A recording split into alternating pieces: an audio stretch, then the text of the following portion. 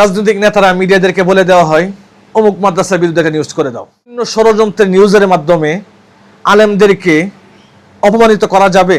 এমন কিছু ব্যক্তি তৈরি হোক, তারা নিজস্ব মিডিয়া জগৎ থেকে শুধু নিজেদের জন্য নিজেদের পরিচয়, আত্মপরিচয় তুলে ধরবে। আবু তাইম মিজবা সাহেব কত সুন্দর চমৎকার একটা মাদ্রাসা নিয়ে পরিচয় তুলে ধরছে যে আমরা কারা, আমরা 1400 বছর এক কাফেলা। ইসলাম কি? ইসলাম চাইলে কি দমন করা যাবে? ইসলামকে যে কোনোভাবে ষড়যন্ত্রের মাধ্যমে কি দমন করা যাবে?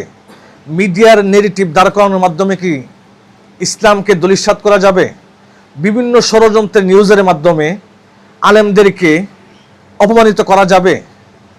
বিষয়টা এতটা সহজ হবে না যদি আমাদের নিজস্ব ভাইয়েরা যদি এভাবে আমাদের পক্ষ থেকে নিউজ করতে থাকে।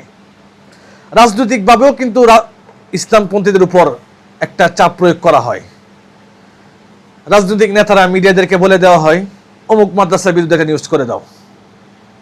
জাতীয় মিডিয়াগুলা খুব ভালোভাবে এটা কি সুন্দর করে তারা নিউজ করে ফ্রি করে দেয়। পক্ষান্তরে আমরা যদি জাতীয় মিডিয়ার কাছে মজলুমদের জন্য যাই, মজলুমদের পক্ষে একটা আওয়াজ তুলেন, স্বাধীনতার পক্ষে একটা আওয়াজ তুলেন, জালেমের বিরুদ্ধে কলম ধরেন, তারা কখনো এটা করে না।